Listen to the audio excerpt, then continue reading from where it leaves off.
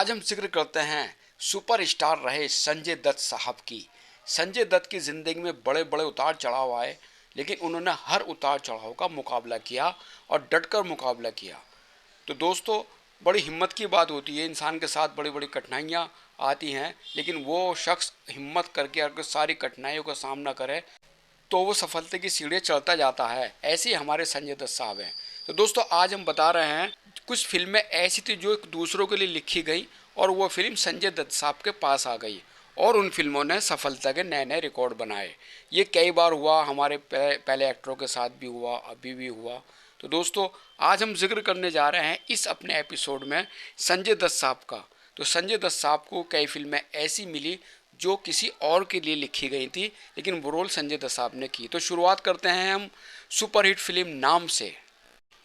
Film नाम के producer भी कुमार गौरव जी थे और कुमार गौरव ने क्या किया कि स्क्रिप्ट पढ़ने के बाद अपना रोल तो संजय दत्त जी को दे दिया और संजय दत्त वाला रोल अपने लिए कर लिया।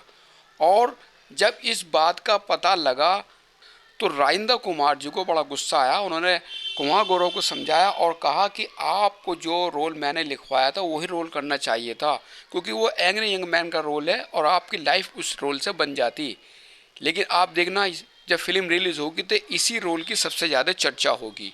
और साहब हुआ भी यही कि जब पिक्चर रिलीज़ हुई और पिक्चर ने कामयाबी के नए रिकॉर्ड बनाए, उसी में हर जगह चर्चा संजय दत्त के ही रोल की थी और संजय दत्त पूरी फिल्म में छा गए थे। कुमार गौरव तो साइड में रहे थे और हर जगह संजय दत्त की ही चर्चा हो रही थी और संजय दत्त साहब का भी कैरियर वहीं से एक दोबारा शुरू हुआ था। सुभाष घई और संजय दत्त की मशहूर फिल्म खलनायक, ये फिल्म तो आप सबको मालूम होगी कि कितनी चर्चा में थी, क्योंकि उस वक्त संजय दत्त भी जेल में थे और उसी वक्त वो कांड चल रहा था। तो फिल्म उन चर्चाओं में बहुत खूब रही थी और उसी हिसाब से जब ये पिक्चर रिलीज़ हुई तो इस फिल्म ने भी सफलता के सारे रिकॉर्ड तोड़े थे और कमाल कलेक्शन इस फिल्म की आई थी। और इसमें बताने जा रहे हैं हम कि जो संजय दत्त का रोल था, पहले वो अनिल कपूर जी को ऑफर हुआ था। जी हाँ, अनिल कपूर वो रोल कर रहे थे, लेकिन क्या हुआ कि किसी वजह से, क्योंकि सुभाष घई के अनिल कपूर फेवरेट एक्टर थे, लेकिन संजय दत्त भी, और वो संजय दत्त जी को फिर उन्होंने बात करी और संजय दत्त को लेकर उन्होंने फिल्म खलनायक शुरू की। खलनायक बनते बनते वो संजय दत्त जी चर्चाओं में आ गए थे। तो फिल्म बहुत गर्म थी और उस वक्त फिल्म ने सफलता के सारे रिकॉर्ड बनाए। और सुभाष घई बताते हैं कि संजय दत्त को लेने का उनका इरादा भी नहीं था, क्योंकि एक वक्त फिल्म बन रही थी विधाता। विधाता के टाइम में संजय दत्त से उनकी कुछ कहा सुनी भी हो गई थी, लेकिन ये तो छोटी छोटी बातें हैं, कहा सुनी हो गई। लेकिन साहब, संजय दत्त इस फिल्म में वाकई खलनायक तो खलनायक ही वो लगे थे। फिल्म ईमानदार, इस फिल्म में पहले संजय दत्त के अलावा अनिल कपूर को लिया जा रहा था और सुमित सहगल के रोल के लिए सुरेश ओबराय जी को, लेकिन कुछ कारणवश जो भी वजह रही और जब कहानी चेंज हुई तो कलाकारों की पूरी स्क्रिप्ट चेंज हो गई और उन्होंने अनिल कपूर की जगह संजय दत्त साहब को लिया और सुरेश ओबराय की जगह सुमित सहगल को। सड़क फिल्म, सड़क के गाने तो आज भी मशहूर हैं और लोग आज भी सुनते हैं। सड़क में पहली पसंद थे महेश भट्ट की जैकी श्रॉफ।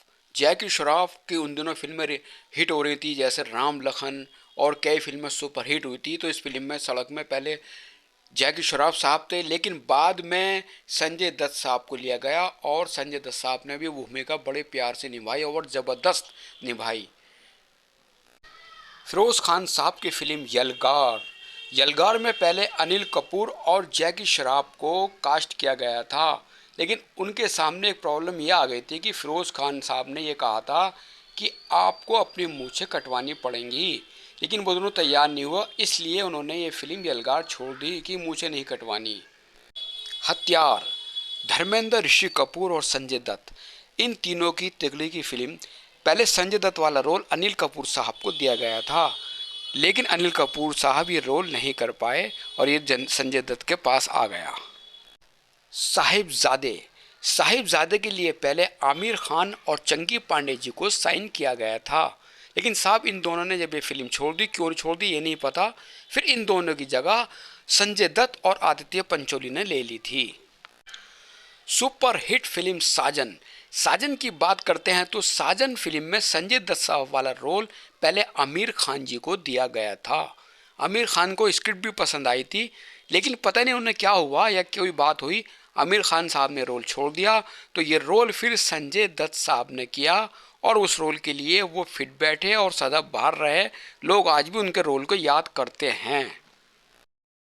दुश्मन काजोल के साथ ये रोल पहले शाहरुख खान जी को ऑफर किया गया था, लेकिन शाहरुख खान के बाद फिर और कई कलाकारों के पास ये रोल गया था।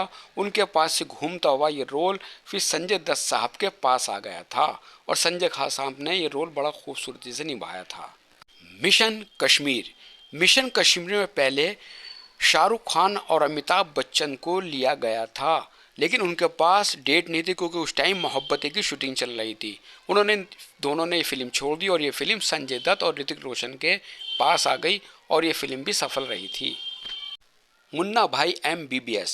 इस फिल्म की बात करते हैं, पहले इसमें शाहरुख खान को लिया गया था और शाहरुख खान किसी कारणवश जो भी वजह नहीं कर पाए और वो रोल संजय दत्त जी ने निभाया था और जो उनकी एक छाप बन गई थी मुन्ना भाई MBBS की।